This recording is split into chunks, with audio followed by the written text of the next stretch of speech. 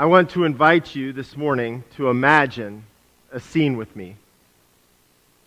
Imagine an exciting throng, energetic, gathered from all parts of the country, standing at the base of a hill they call holy. And as they look up, way up, there, atop the hill, is the holiest of all sights, the temple. Its beauty and its mystery are overwhelming, really. Now, many of those who have gathered have waited a full year for this moment, this opportunity. Others, an entire lifetime. With them are people from their hometown, people they know, their neighbors, their friends, their family members. But there are also those from distant villages and even unimagined lands. Despite their differences and the cities that they come from and their places of origin and their backgrounds, they're there together for one purpose. They have gathered to ascend the holy hill together as one, to offer their prayers and their acts of devotion to the one God whose name they don't even speak, the one whose very being is one. And then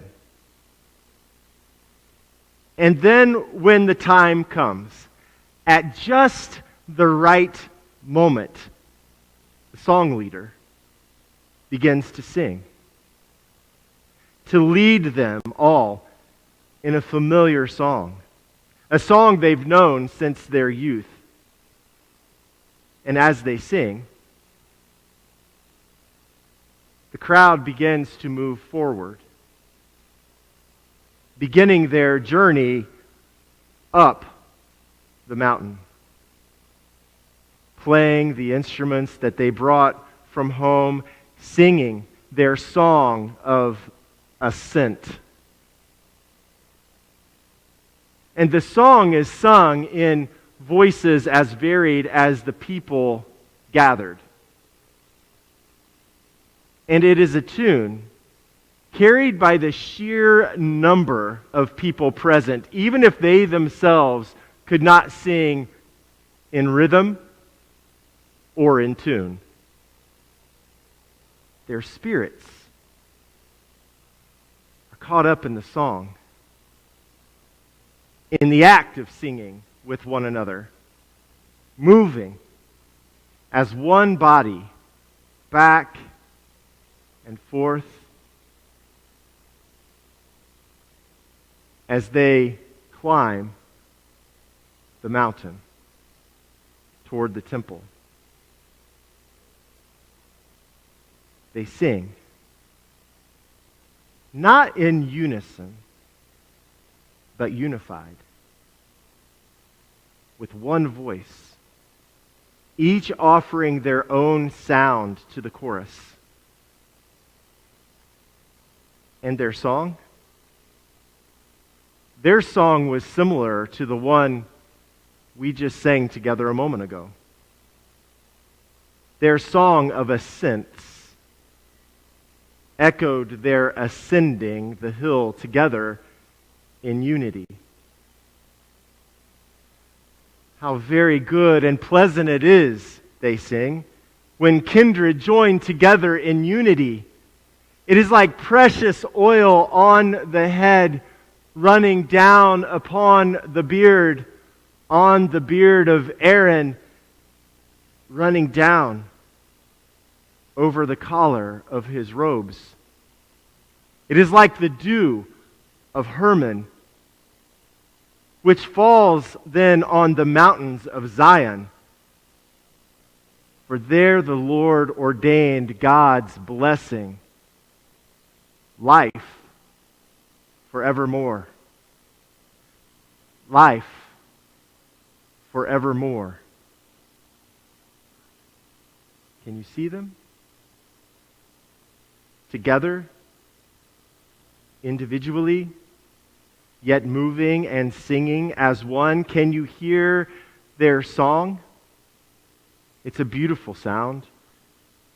A wonderful picture of kindred living together in unity. Can you hear them sing?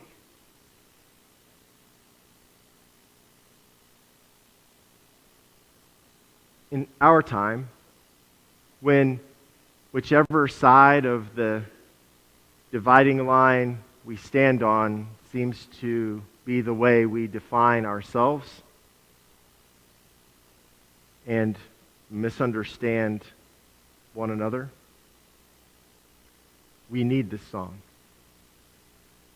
We need to hear it. We need to join in singing it. We need to be reminded of the transformational power of unity. Unity, not uniformity. And they are often confused for one another. For uniformity is a demanded pledge of allegiance by those with power to one way of thinking, or doctrinal purity, or unquestioned loyalty. Uniformity strangles freedom. It squashes individuality. It suppresses creativity.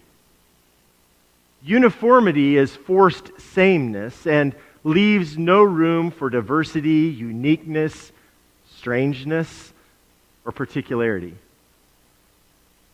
Unity is different. Unity welcomes diversity, encourages uniqueness, celebrates strangeness, and desires particularity. Unity is that which binds us together when everything else seems to be falling apart. Unity pulls us toward one another when we feel pushed toward isolation. Unity is a healing salve, a balm for the wounded and a flowing stream for the thirsty. The psalmist understood.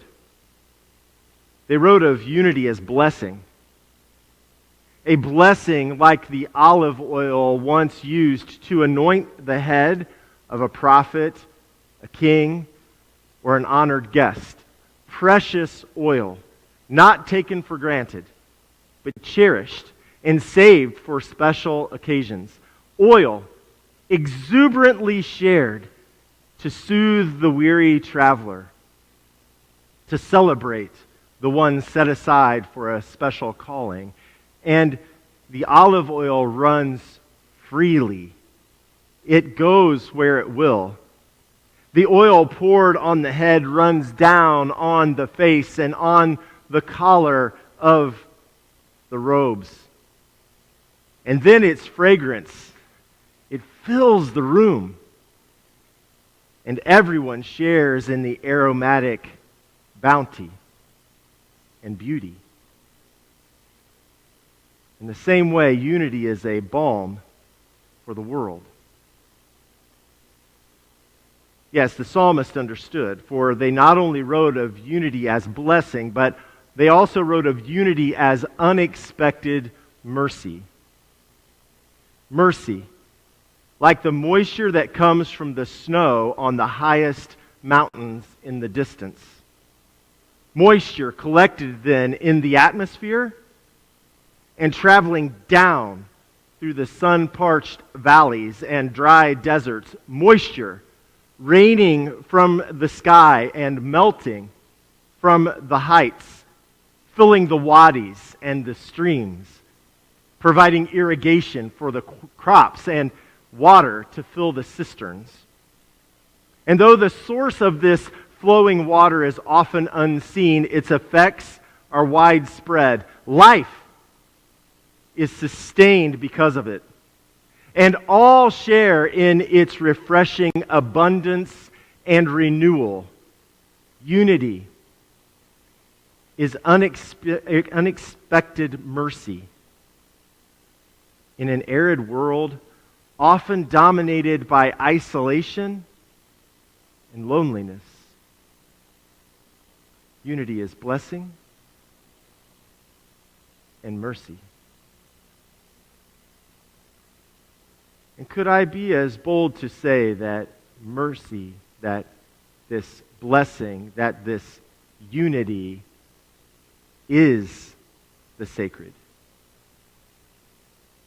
Or at least the manner in which the sacred is experienced and expressed. In fact, maybe unity is resurrection. A coming back to life in a world dying as a result of its deep division and divisiveness. Maybe unity is apocalypse. An unfolding, a revealing, a revelation of how things are meant to be. Maybe unity is prophecy, a foretelling of how things could be, and the courage to imagine a world yet unseen and the resolve to work to create it. Maybe unity is our deepest act of worship, a true celebration of that which ultimately connects us one to another, and the devotion to honor the dignity of each and every person. For all are created in the image of the divine.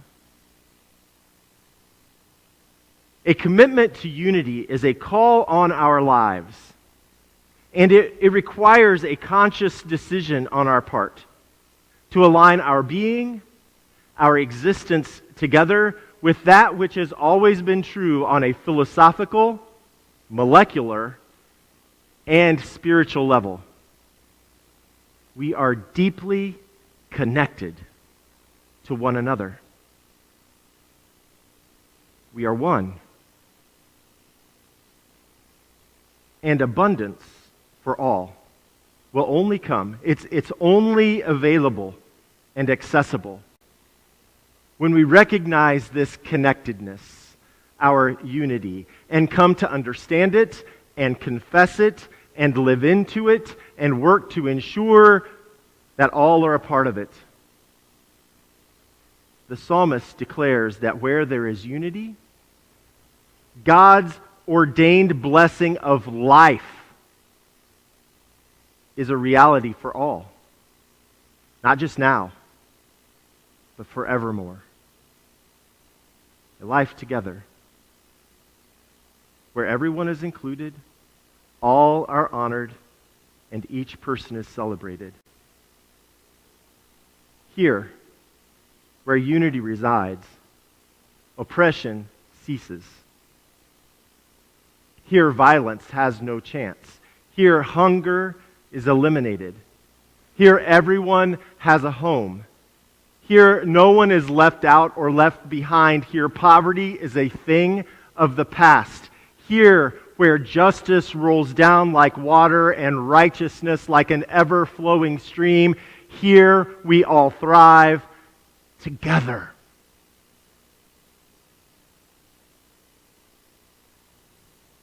Friends, indeed, how very good and pleasant it is when kindred live together in unity.